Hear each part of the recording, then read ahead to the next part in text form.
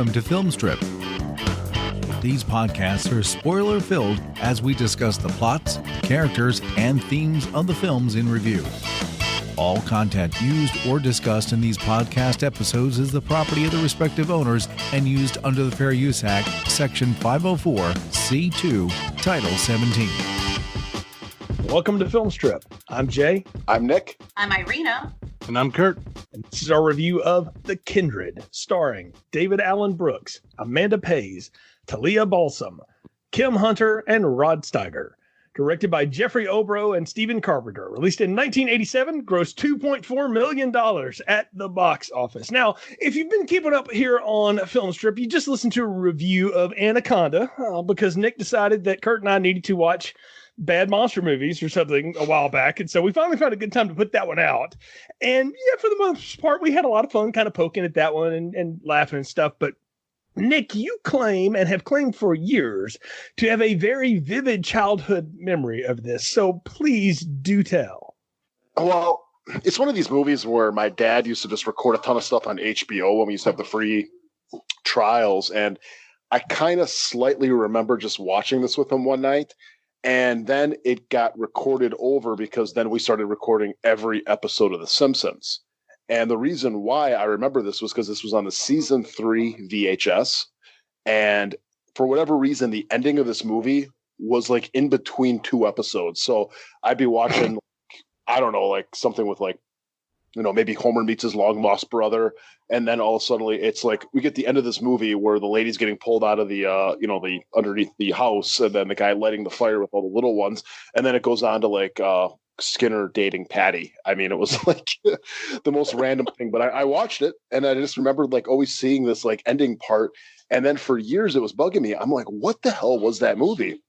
And I joined like so many different movie forums to kind of give like my retrospective memories on this, being like, it's a movie, it's got like these little black creatures on it, and it's someone crawls out from underneath like the porch who got pulled in, and dude likes smoking cigarettes, and he pours lighter fluid on a bunch of stuff and lights the house on fire.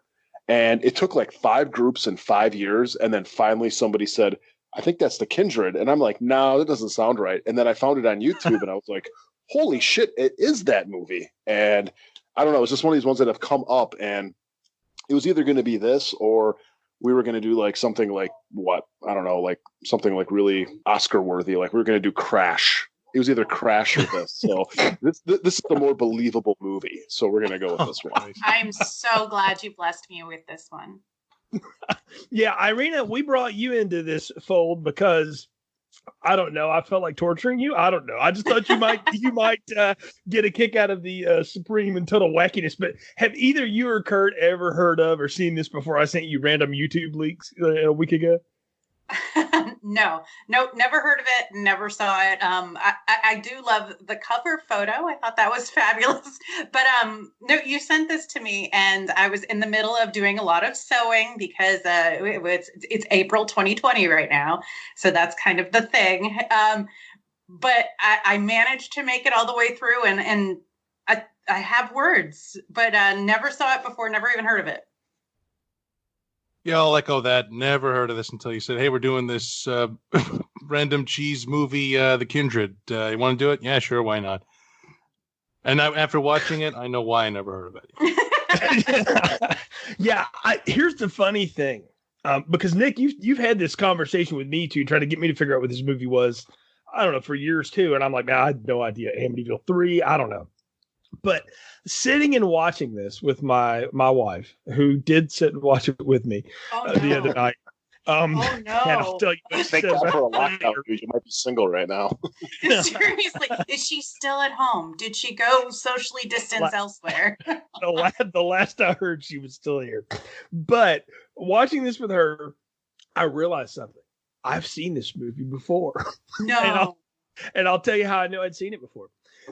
Back before there was Film Strip, I used to just do this with my friends. Like we would watch movies on the weekends, and when we would all get together at school, or in this case at Boy Scouts, and would be recalling what we had recently seen, everyone would have a story to tell and would do kind of like sessions. They would just tell sort of their story of it or whatever. And my good friend Joe Smith, that's his actual name, and he's not listening to this show, so I have no fear of this anymore. But Joe told us about this movie about there was like this genetic mutant baby and they were in these jars. And the way he described it sounded a lot like one of the Amityville sequels. It might even be Amityville 3. And I was convinced that's what he meant, but he said, no, it's called The Kindred. And I remember seeing this on one of those free HBO weekends too, or something like that. I remember seeing this once when I was a kid, because watching this again, I'm like, I remember this scene. I remember that person. I remember that goofy reel-to-reel. Because years later, when I got my hands on an actual reel-to-reel, I was like, oh, yes, I know this from pop. So I had seen this somewhere before, but clearly had committed none of it to memory other than evil mutant child thing coming at me. And I think I knew that, like, that VHS cover, which is kind of the poster for the thing, the baby bottle with the mutant inside of it, which, I mean, how can you not, remember that once you've seen it? So I had seen it once before, though I did not remember it. The thing that I took away from watching the opening of this movie and getting into it is that it took 5 people, an entire 5 people, admittedly, who wrote this. And one of them was the guy who wrote Psycho. Please explain to me how that exists. Well, I wish I could. I don't think any of us can. The really good parts of this movie must belong to the writer of Psycho. I'm just saying. I mean, the thing is, the people that worked on this, the actors, a lot of the production, the 2 directors have gone on to work again. Now, Jeffrey Obro kind of just stayed in Sherlock Horror and stuff like that. But Stephen Carpenter has done television for years. He did Grimm. If any of y'all watch that show, that's kind of his baby. I mean, he's done a lot of stuff. And Stefano, in addition to having written Psycho and adapted it from the Robert Bloch novel, like created The Outer Limits and stuff. So, like, I get like how he's associated with this, but I kind of feel the same way, Irina. They begged him. He knew somebody's cousin, something, to come in and punch the dialogue up or whatever. And they were like, hey, we'll just put his name on it. Maybe he won't mind, And the other thing that I couldn't find any budget information other than less than $500,000 was a phrase that got thrown around a lot.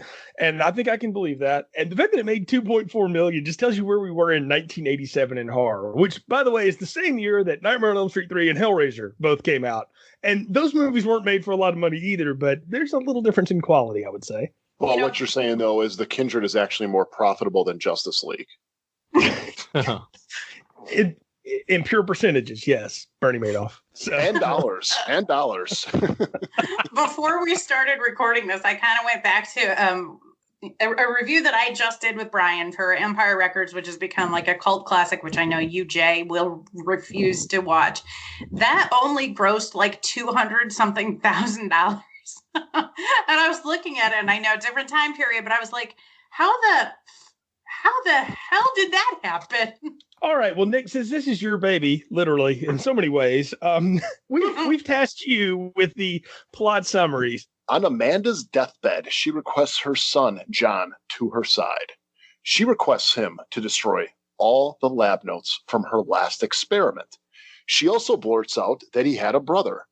At the funeral, John meets Melissa, who claims to be his mother's biggest fan.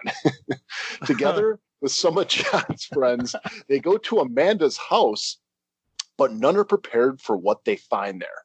His monstrous tentacle baby brother. We will call the baby brother Kurt. Now he has to go get his mother's greatest advancement in human evolution before the mad scientist, we call him Jay, gets to him first. Some of this other stuff happens. People run around a house, and in the end, a giant Kurt comes out through the floor and pulls down somebody and then ends up getting killed, but not before he kills Jay. Then John goes back into the house at the end and then burns it down, and then he leaves. They end up going to get some ice cream, and they all possibly got an inner ear infection. And that is the Kindred. All I want to know is, Irina, are you the biggest fan, or are you the put-upon girlfriend of the lab assistant? Because I assume Nick is John in this whole scenario. So we're going to play it. Well, Well, I don't want to settle for being Nick's girlfriend in a movie, so I'll just be, her biggest fan. Biggest fan that turns into a fucking fish monster. Oh my God, it's so good, too. Okay, so let's talk about this, and I'll try to walk us through it as best I can.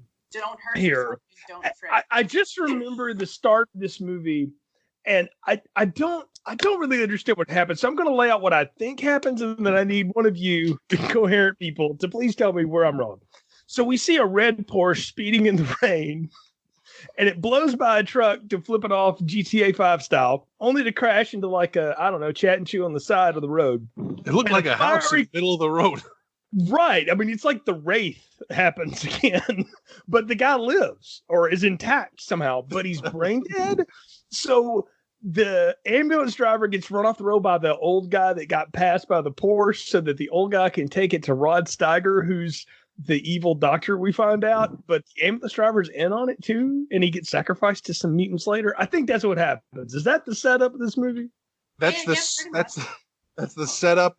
And it's one of the weirdest things how the setup has nothing to do with what comes after. I kept waiting for it to call back. It's like, wait, is he making zombies in the basement? Is he some kind of Frankenstein? Doesn't matter because it never comes up again. It's totally like one of the later Simpsons, speaking of the Simpsons, it's like one of the later Simpsons, episodes set up where like the beginning of the episode has nothing to do with the entire rest of it. It's basically the same thing here where it's like, oh, let's have it. I mean, even bringing up the movie Crash. I mean, I don't know if you guys ever seen the one with the earlier Crash movie. The guy, what's that director's name? Cronenberg. Yeah, it was almost like I felt like I was watching that where I'm like, this is really weird. And then all of a sudden we get to this hospital scene. So I was like, okay, I think we're in the right movie. But yeah, it was a totally just one of those random openings that really doesn't make sense. But hey, maybe they borrowed someone's Porsche and wanted to crash it. So good for them. At this moment, it's just, the body snatcher. Really, that's what I'm calling because he's not really an old guy. He's a really tall blonde guy with a mustache who shows up to punch the ambulance driver and take off the brain dead body. And we get some of it back. We get some of it back when we go into this doctor's lair where he's got all these weird ass creatures. I don't know what they are. But it's our Frankenstein moment here. Yeah, I've rare to think about another movie, and I really tried to think of one where the inciting incident didn't really incite anything.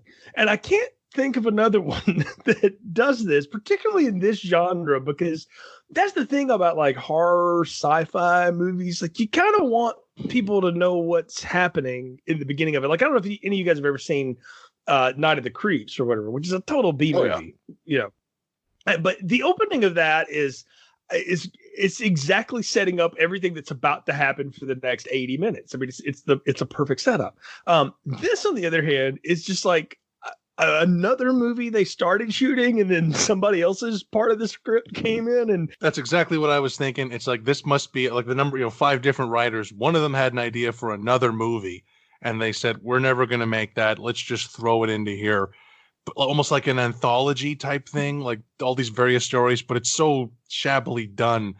Of like, again, it's just like, because so much work went into this thing of like this guy with a reanimator lair in the basement of this government hospital or whatever. And the fact that we don't go back to it is really strange. Yeah, Geneticon, I think is the name of the lab. Geneticell Corporation. And the only thing I realized is that sign was probably the most expensive prop they had on the set. Getting that sign made. Nick, you worked for a sign company for a number of years. It's in your family. Like that wasn't like cheap. Like they put in some effort into that sign. Oh yeah, I mean $500,000. That was at least 50,000 of it. So right there's 10th the budget. So, and probably the Porsche was the other part. I mean, what was that? Probably 40,000 right there. So we're already a fifth down. So, and then you got craft services, and yeah, I mean the mad scientist. He looked like he probably eats quite a bit. So right there's half the budget. So no, look, Rod Steiger was on this set, I'm convinced, for about 22 hours, and that's all we got. And it's fun to watch Oscar winners slum it in movies and wonder what financial decisions led them to this moment. Because there had to be some. Like, why would you get? I mean, I know there's one part of the movie that it must have been a great joke, and maybe he was in on it. I don't know, where he's yelling at everyone to get in the house, which is exactly the opposite of what he said in the Amityville Horror, get out of the house. Is that why they hired him? How did Rod Steiger wind up in this movie? Do any of you have any idea? It's probably just 2 words: beer money. I looked up his resume. He was doing a lot of genre stuff after. I mean, this guy. He's not just some schlub. This guy's been in some of the biggest movies ever, like On the Waterfront, Longest Day, Pawnbroker. He played Napoleon in Waterloo, and of course won an Oscar for one of the better performances ever in movies, In the Heat of the Night. And right after we meet him in this movie, he's got his hands inside of a cat's guts. Yes. I thought of you, Irina, specifically, and I almost texted you like, I don't know, this might trigger you because you're like the cat mom of this podcast now. And my wife and I were convinced he's dissecting a live cat, but I think that's just another failed Anthony or something. I don't know. Well, I love cats, but not so much that my heart aches when something like that happens in a movie. Now, if it was a dog, there'd be a whole other story. I'd be weeping. But for me, this movie, once we finally got into things and we were researching in Amanda's house, it was almost like the backwoods spinoff of Aliens, and it killed me for a number of scenes. And then I thought to myself, this must be why Nick liked this. Yeah, I mean, you're not wrong. I mean, my memories of this. I mean, I'm not gonna sit there and say I like this because I didn't even know what the hell this movie was until I started watching it 2 days ago. But I just remembered like the little scene, and I remember like the little like black aliens. So like, yeah, I mean, from what I remember, there was like an alien vibe to it, and like the mad scientist. I thought it was Donald Pleasance for the longest time. It's like I just remembered like kind of like a round guy, and he had kind of like the whole like guy from Halloween, Loomis thing going on and everything. So that's all I remembered from it. So I went through moments here where I saw the little snaky finger coming up out of the ground right before the dog gets eaten. By the way, there's the dog part. And I thought, okay, so we got E.T. And then once I finally saw this thing, it looked just like a xenomorph and I was gone. Like a xenomorph if you took the costume and microwaved it and then threw some KY jelly on. Aliens 3.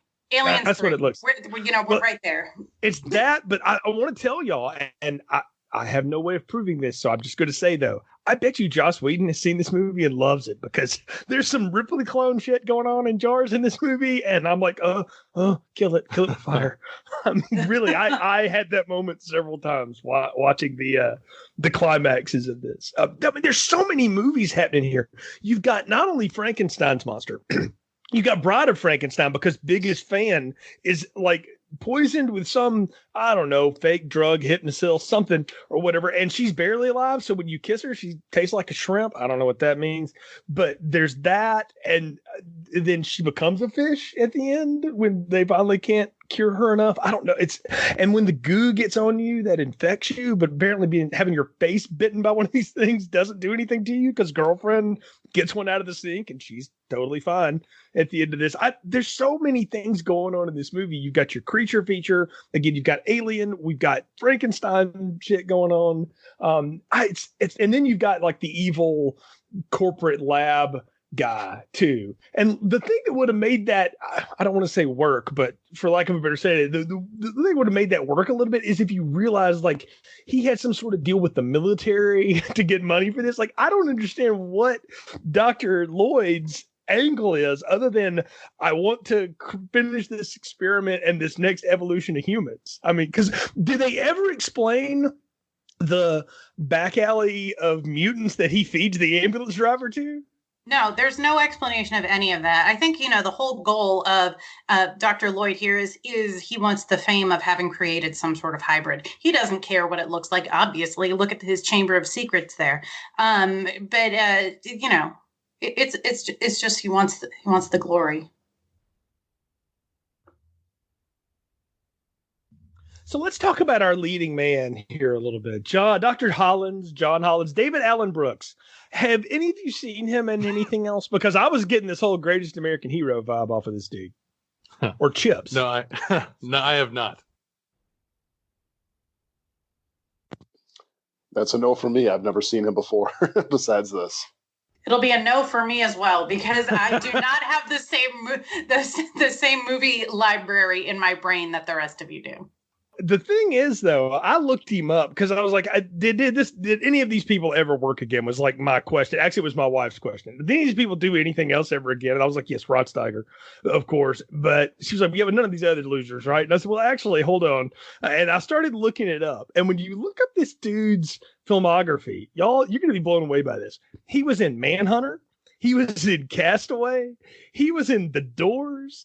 He's been in the show Numbers. He was in CSI Miami for a little while. He was on ER. This guy has worked for years, for decades. He was also in Jack Frost too, so let's not give him too much. And I'm not talking about the Michael Keaton one. I'm talking about the Killer Snowman one. But he was in Melrose Place for a little while. I mean, this guy has worked for decades now. And I just get him as like bland, late 80s leading man kind of thing. That's sort of what he has going. But again, William Cat was kind of my point of reference for him with that gorgeous gold mullet he had going on.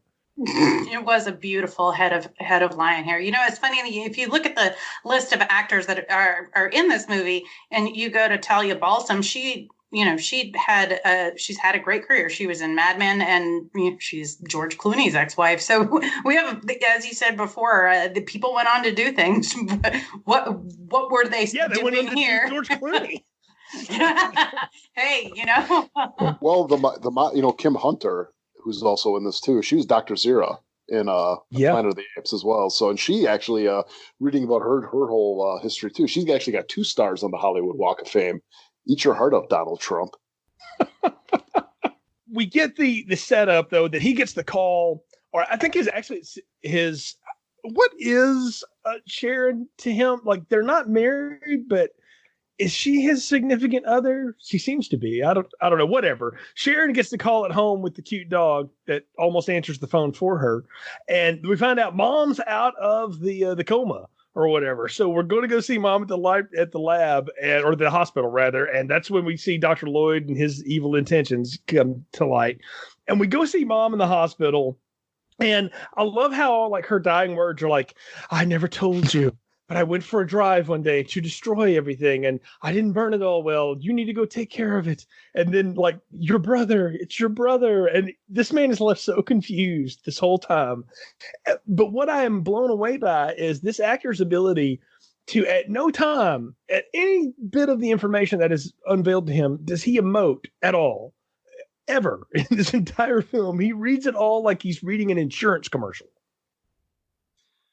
Yeah, that's a hell of a scene. That scene has one of the standout moments for me. Is one of the least graceful cuts I've ever seen in a movie. Like in 2001 has one of the best, where throws the bone in the air, turns it into the weapon satellite. In this, Hollins's mom is dying. Her machines start making the flatline noise, and just as they start making the noise, bam, smash cut to the funeral already in progress. Not a fade, not fade up, fade back in. Just smash cut to the priest talking about her, and that made me laugh. There is a couple moments that did make me laugh for the wrong reasons, and that was one of them. Because like I've edited like 2 videos in college, and I would know that even an amateur wouldn't do that. Yeah, I was gonna ask, like, did they just have the funeral like immediately after? Because it looks like people put on a tie and just went outside. I mean, it's and it's almost like they're trying to recreate that Nightmare on Elm Street funeral stuff too. I've seen that. I mean, you have the priest actually giving the lesson as part of this, and droning on and on about, and we'll now release her into the waking arms of whatever. Meanwhile, notice no one is crying, even her son. Not a tear, not one bit. And then he meets her biggest fan, which if anybody ever says that, has that ever gone well in cinematic history? I'm going to say no. No, I don't think it has. Misery, maybe. I wouldn't say that went well, Nick. So I think well, he wrote a book out of it, so it did work out well for him in the end. I mean, if we're going to, talk about accomplishments. I'm going to give you the Rosie Sunshine Award for finding the positivity in that, Nick. Very good. Yes. Well, you figure after Misery, okay, he wrote a new book. He's got a bunch of new life experiences, and he was probably a couple inches shorter, so he got to go out and buy new wardrobe. So there was a lot of wins there. So we get to go back to the old homestead, which is never a good idea either. And this house looks like it's been used for a lot of things. But Nick, the thing it reminded me most of was the original farmhouse in the first Critters movie. Did you get a little bit of that off of it? Oh, totally.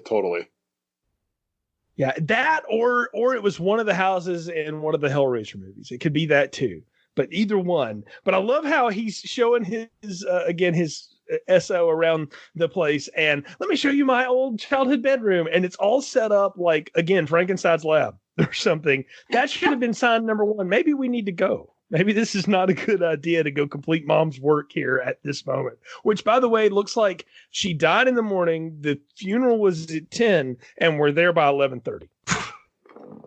Yeah. I mean, it's efficient. I mean, I'll credit them. I mean, they're getting this done as far as like she dies, buries, and getting out there. I mean, hell, why take weeks? Let's get it done in a day. So it's, pretty efficient scientist there.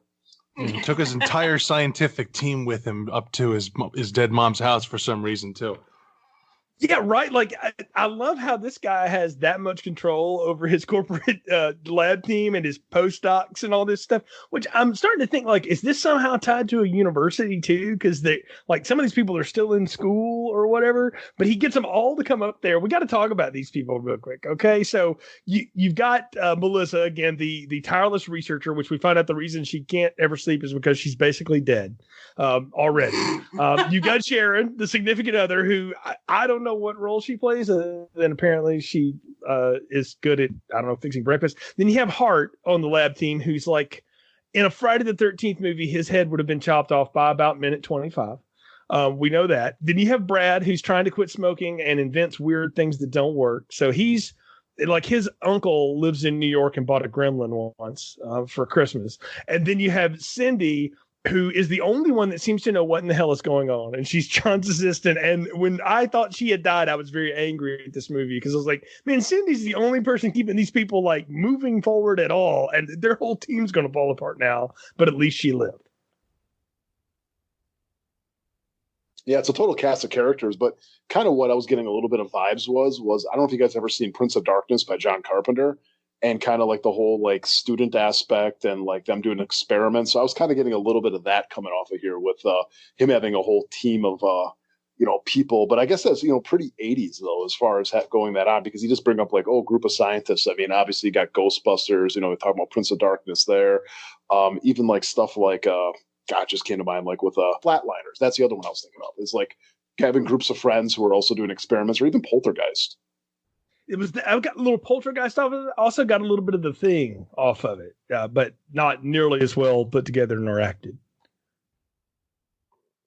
Yeah, and another thing about this movie, it was weird, is this bizarre setting and mix of the genre. How it's the going out to the cabin in the woods, and yet what occurs in the cabin is a pure sci-fi thing that normally happens on a spaceship, and yet it's happening in this lake house. And it was, again, this movie does not know what it wants to be.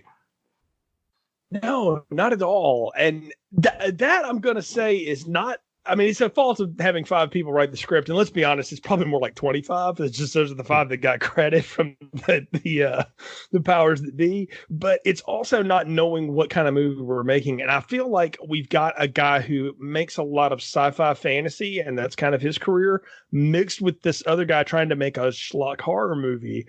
And you see them try to meld that, and the peanut butter and the chocolate are not working. They can't get the mixture just right. Yeah, this is one of those movies that, like, you see on Netflix, like some movie that's just called Alien, the most generic type titles, like, Shark versus Ape, Alien Exterminators, where it's like, I never saw a trailer for that, and you're never going to. No, not at all. Can we talk about the reveal of the tentacle monsters, though? And then I have a question. So Anthony is the main monster thing, right? But is he able to like spawn these other things, or with these other little things that like kill the dog and crawl into the watermelon and kill the one girl that's taking a watermelon to her parents' anniversary thing? Like, are those like other hybrid organisms? Has he created those in his spare time after his mother tried to electrocute him? What's the deal with all that? It's so hard to tell because we have all of them show up at once, and the way that the movie ends would lead you to believe that maybe these are all hers. At least that was my impression, but they don't all attack the same way. So then there is that question of, is this stages of hybrids? I always got the impression it was the same. We're seeing the same monster for the whole movie, except for that little tag at the end. But I just know they got their $50 worth of rubber out of that tentacle. We see it a lot. The creeping out from the side, wrapping around the dog, or touching the watermelon, which gets into that scene that's not too bad. There's like a good 2 minutes in this movie. That scene in the car with the watermelon. Which I'm glad I don't eat watermelon, because that scene would have put me off it forever. When you see a watermelon start writhing and burst open like a plate of eels in Indiana Jones and the Temple of Doom. But that scene isn't bad. With its nice little action scene, the car careening out of control while she's being. It's like if you did the face hugger scene while someone's driving a car. What? It's like a Freddy's nightmare. That's what that is. I mean, exactly. Yeah, it's a Nightmare on Elm Street gag, which I liked it too, Kurt. I'm like, you know what? That's actually well done. That was well shot. I don't know which one of you did that, but that was well put together, because you knew that girl was dead meat, because all she would talk about was impressing her parents with a watermelon. And I'm like, honey, they just kind of probably want to see you there. So, I just question what her childhood was like. It's like, you're going to impress your parents with a watermelon. It's like, I don't know. That's a weird thing to impress anybody with, unless it's a delicacy. I guess. I don't know. Do we know where this is taking place either? Like what geographic location this is in? Nope, not at all. It looks like it could be like DC government lab. Then all of a sudden it could be Missouri. Who knows? It could be out where you are, Irene. It could be Northern Virginia. I was going to say Virginia. It felt like pretty close to the government area, but then you go a little bit west and you get a lot more rural as you go. Well, we can call it West Virginia. It feels a little bit more West Virginia than Virginia. Come on now. That's also true. No offense, West Virginia, but there's a lot going on here. Sad to say, after that attack in the car, though, that's the last one of these people that dies. And that's what blows my mind about this movie, is how do we not have a body count at the end of this? It's like Leprechaun, when all these damn people live, and you're like, how did that happen? Like, that's what you do in a horror movie. You pick everybody off until you get to your final girl or guy, or sometimes girl and guy, and then they live. How did we not get that right? Yeah, it makes it look like a very inefficient monster that you really don't have to be that afraid of. Well, remember, we're not supposed to be afraid of his brother. Yes. Yeah. Nick called him Kurt in the thing, but his name is Anthony, and and Dr. Lloyd is insistent that it's not an it, it's a him, damn it. And I'm like, man, I'm glad you're sticking up for human rights or whatever it is you got going on there, but yikes. But the Anthony part, I guess she just called it Anthony just so she could give it a name. And I'm like, that's not one you just pull out of the bag. Like, I want to know psychologically what's going on with Amanda, that she thinks that it's a good idea to clone her son as a monster. And I'm just going to keep saying monster. And I know we shouldn't be saying that about him, but it baffles me through the entire thing. And I do want to go back to her biggest fan. What the fuck happened to her biggest fan here when she starts to morph into something else? Because I legit thought we were about to have a chest burster right then and there. And then she grew gills. Well, we're also skipping over another good bit with the British lady. I can't remember what her name was. I just kept calling her British lady when I was writing this up. Is that bit where what's-his-name gets attacked in the barn? By, again, showing the inefficiency of this monster. He gets attacked and survives. And this really bizarre bit where she says to say it was a mad dog. And he just says, yeah, sure. And I found that yeah. hilarious. it's when you knew she was duplicitous in some way. It's like, oh, she's not what she seems. And of course, her reveal that she's working for Dr. Lloyd all along so that he'll make her a stronger drug that'll keep her less dead or something. We should have known the fish thing was coming though, because John Holland wakes up one morning swim. Yeah, he goes out there, and I mean, he's wearing a sweater. It looks cool. So it's obviously it's not West Virginia. We're on the coast somewhere. So now it's Wilmington, Nick. So it's in our state. So she goes for a swim, and she comes out and she's like, "Yeah, I just gotta have my morning swim." And he looks like he's freezing, and she's like, "No big deal." And I'm like, later on, oh, so you turning into a fish monster is not really that big of a surprise. I've seen Buffy, so I kind of get the fish monster thing. I'm like, sure, people can be fish monsters. Sure, what's wrong with that? And the fact that she dies because she's not in enough water, well, that's the cruelty of them for not throwing her in a bowl somewhere. Well, right before that fish scene has one of my this made me laugh, is where she's standing in front of a window, and it's like Evil Dead with the tree. The branch, the tentacle comes in and wraps around her, and it wraps around her stomach. And the way they save her is they take a spike and they just stab the tentacle wrapped around her stomach. And watching the movie, it's like, it just looks like they just stabbed her in the kidney. And then all of a sudden comes this, one of the most random transformation scenes. Cause I thought this is not the kind of movie to expect a transformation scene. And it's a good place to mention the makeup in this movie was done by a guy named Matt Mungle. And he went on to win an Oscar with the team that did the makeup for Bram Stoker's Dracula. He was nominated a couple more times. He did the makeup in Ghost of Mississippi and Schindler's List. So I think he's probably the most successful person to come out of this. But that fish scene, it is the coolest thing in the movie because it's like genuinely good. The way the gills like open up all in the camera. But it makes no sense because I wasn't paying that close attention, but I thought the clues of her being a fish person, those did not leap out of me. So I just thought I thought it was tripping out. It's like, what the fuck is going on? All of a sudden it turns into, it's like like an X-Men when the guy turns into the puddle of water. Yes. Yeah. It's just it comes out of nowhere. And I don't know. I mean, I guess they dropped enough clues because my wife had the same reaction you did. Like, what? And I said, no. He said earlier it was like kissing a shrimp. And she looked at me and she said, what does that even mean? I said, I don't know. Oh, that's true. I completely forgot that because, as Kurt just said, I was kind of watching it. I think that's kind of, unfortunately, some of the take home here. Yeah, there is a drop line, though, because I wrote it down about she created this and I love how Hollins is recalling this, like, yeah, my mom wanted some of my tissue, so I guess she spliced it with some animal DNA. I mean, the way he says that is just like, I loaned my mom a pound of flour once or a couple bucks or something. I mean, like, I let her chew off some of my arm. I didn't know, like he didn't know any better all these years later. And I guess it's the whole human animal hybrid. They're trying to make Manimal. I think that's what we're getting at and failing miserably at it. But we should talk about Hart's injuries too, because that's the other thing about that scene that makes no sense to me, Kurt, is he gets wrapped around the neck and it looks like it stabs him right in the jugular with all the fake blood all over his shirt or whatever. And the only thing I could think of was like, brother, you need to eat some more carrots, get some iron in your blood.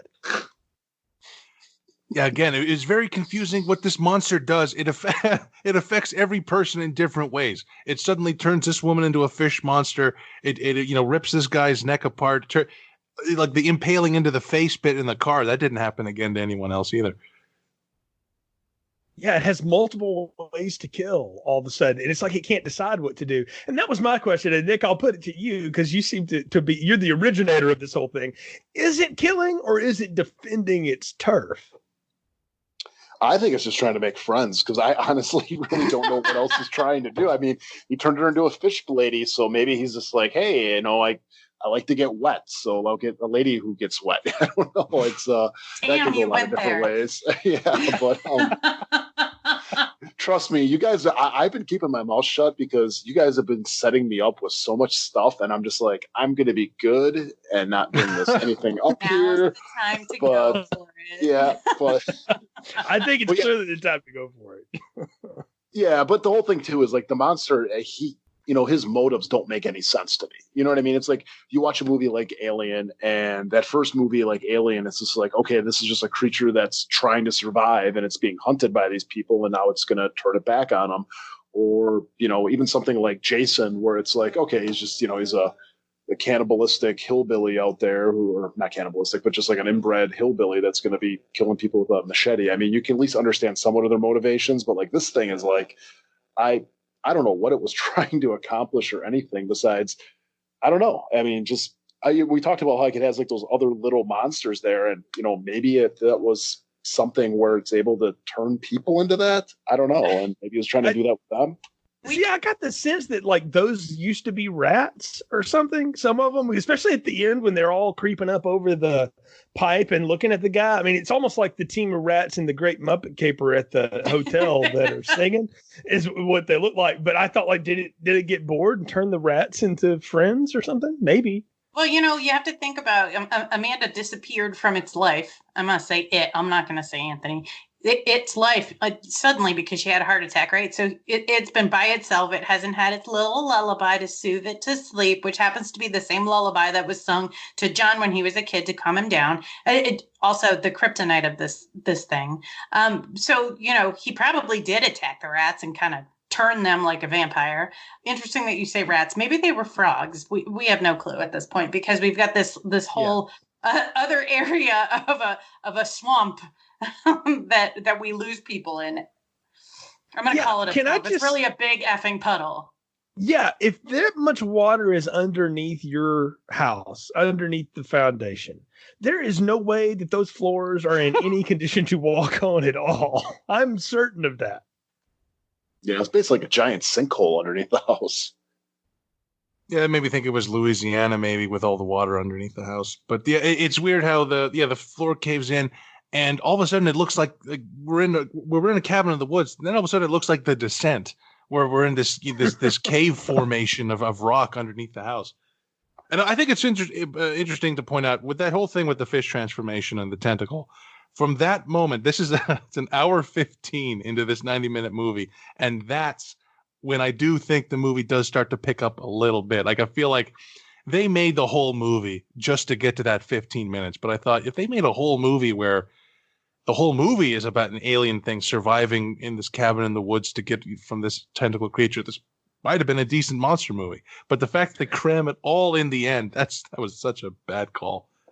Yeah, that's the thing about these movies. Like, you can tell real quick, like, this is trash. And, can it be fun is the whole question. Can you enjoy the ride to get there? And the problem is most of them, like, the ending is just really flat. Like, they run out of money. They don't know what to do. They just end these things. This one, like, all of the good part was the end of it. And it's what makes me think, like, this really would have worked a whole lot better as, like, a 22-minute television Outer Limits kind of episode. Oh, yeah. And you could set all of it up in a car ride out there. Mom died and said, we need to go destroy the journals. But what's in them? I don't know. Something about a brother? I don't have a brother. And then you can play the rest of it out at the house. Except this time you got to pick off all these people and kill them. Because the fact that, like, Brad lives is amazing to me. One, he's got the worst habits. He has a terrible attitude. He's clearly a Lothario. I mean, he's friggin' Larry the Lounge Lizard out there. And he lives. And he's the reason they survive. He comes up with the bomb. Yeah, that was one of the rare moments of, like, decent writing, of setting up this thing of he's got this, I don't know what the hell that is, some kind of thing where you stick a cigarette into it and it will somehow light it. And the way they pulled that back at the end, I was like, that wasn't bad.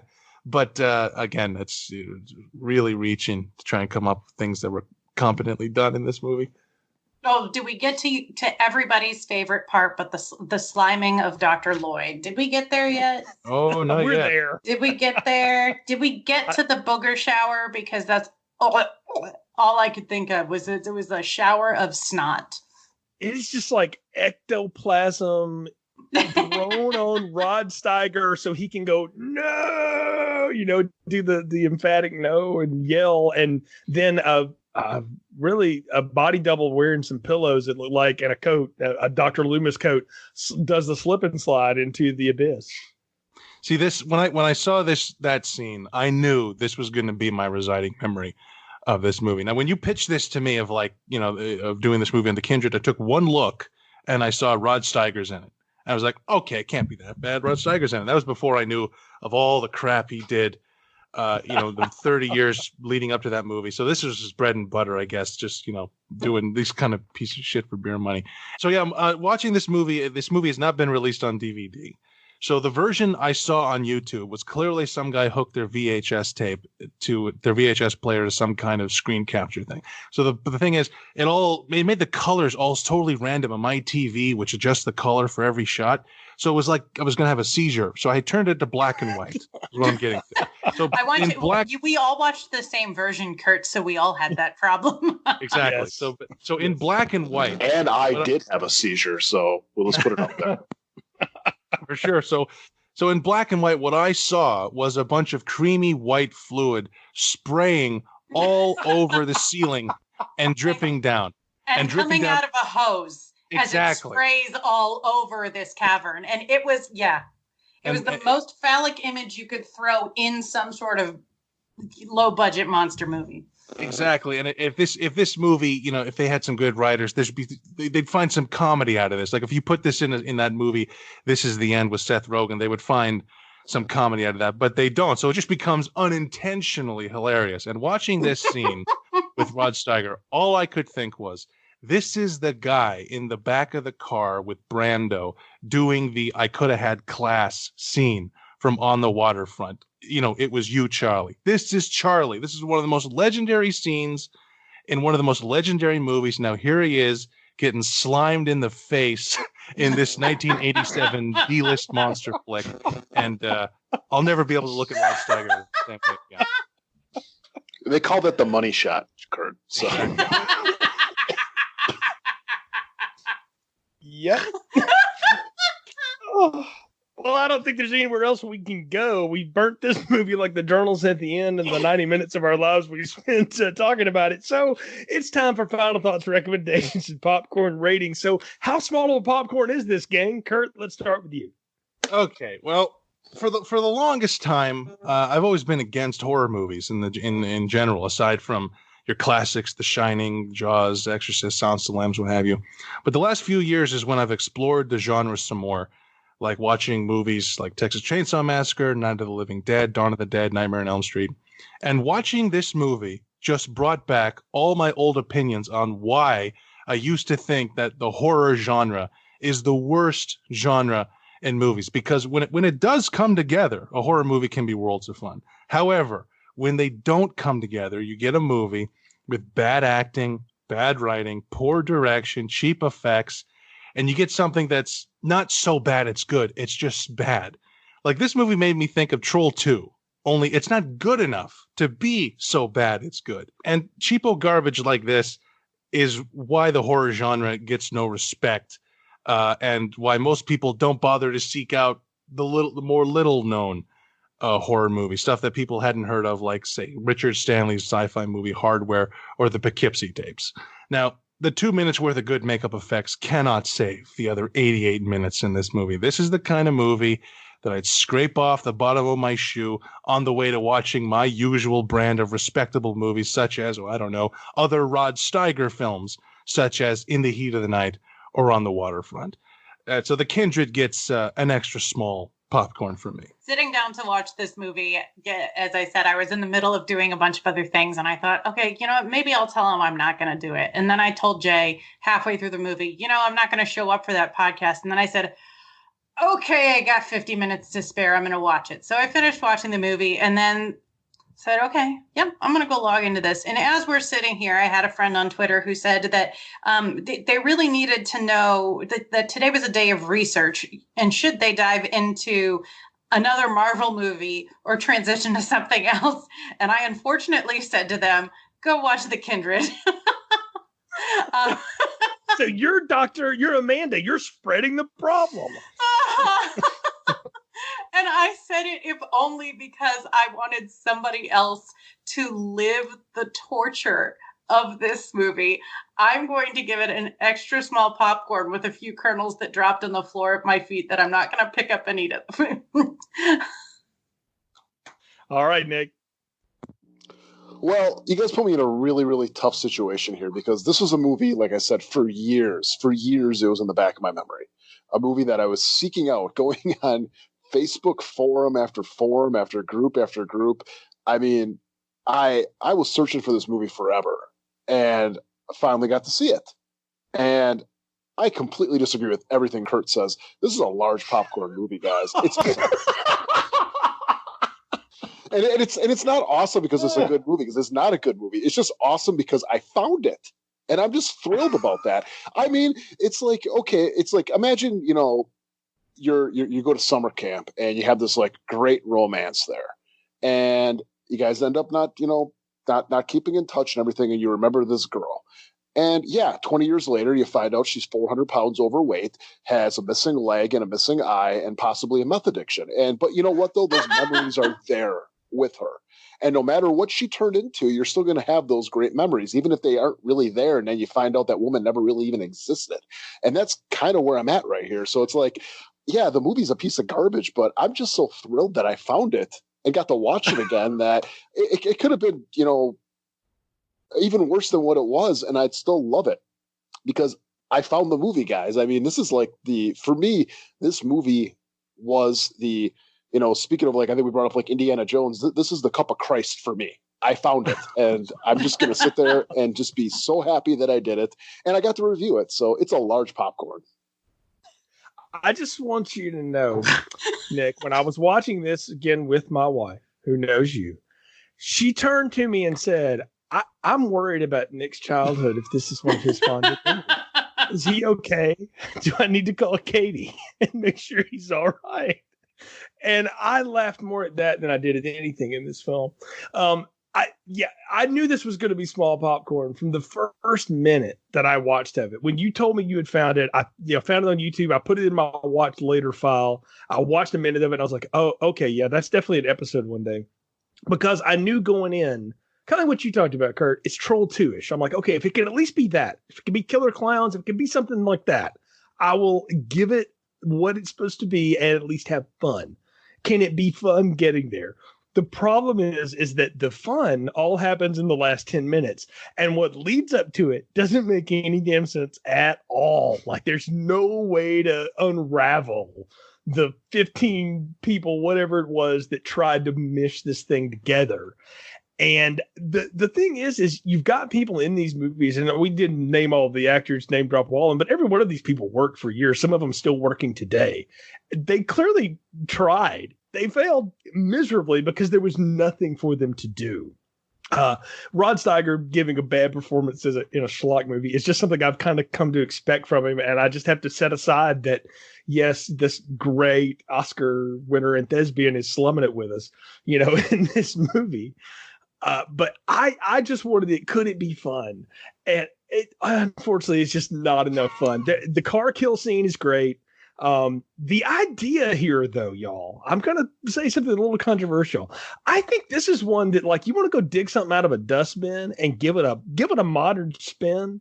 I think there's something here that you can make a competent movie out of the idea of this. You just got to put a little bit more money into it, and you got to have a through line that you can follow. So don't start with a Porsche crash out of nowhere, and maybe explain a little bit more of the motivation and something like that. And I think you've got something. But as it stands, The Kindred is small popcorn, and it's bad, and it's not. I can't do what Irina's done and tell other people to watch this consciously, because I had two other people watch it. I mean, I feel like I did that to Kurt and you to do this, but I knew it would be fun to talk about with y'all, because I knew, because Kurt, Nick, and I had so much fun picking apart the goofiness that was Anaconda, that maybe this could be the same. The problem is that this movie doesn't have any of the tongue-in-cheek fun that movie had in it. It's also missing J-Lo's ass. Yes, that's also a prominent thing that's missing here too. So, but maybe you could remake it with J-Lo. I would go for that. You know, maybe let her be Dr. Collins. We try that, you know, sure. Gloria Estefan can be her mom that dies randomly in the hospital. See, I've just cast the whole thing.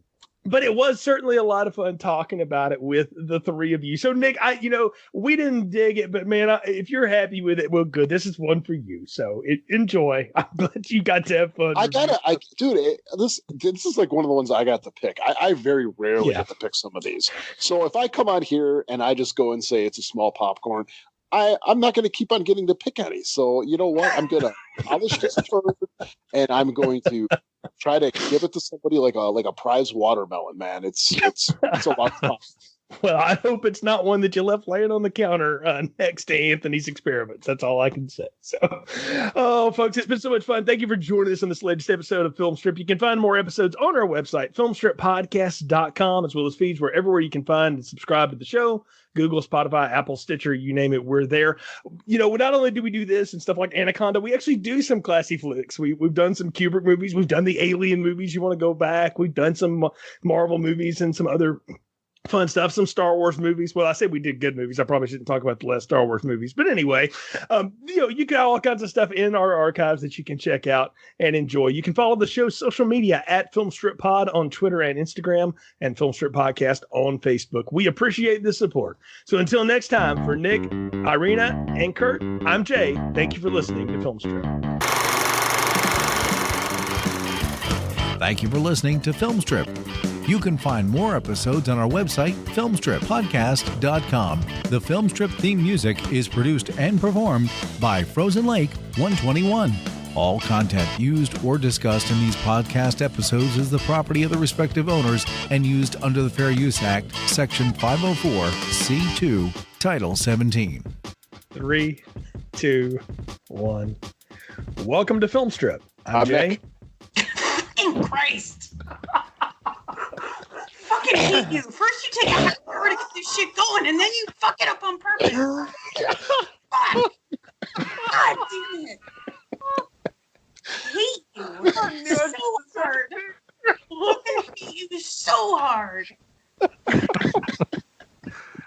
Oh, this is going to make the show. Okay. I'm going to puke. Yeah, okay. You guys know that Kurt's a professional, right? Like, we're chewing up his fucking time here. Hey, and just like Rod Steiger, he's slumming it with us. So what?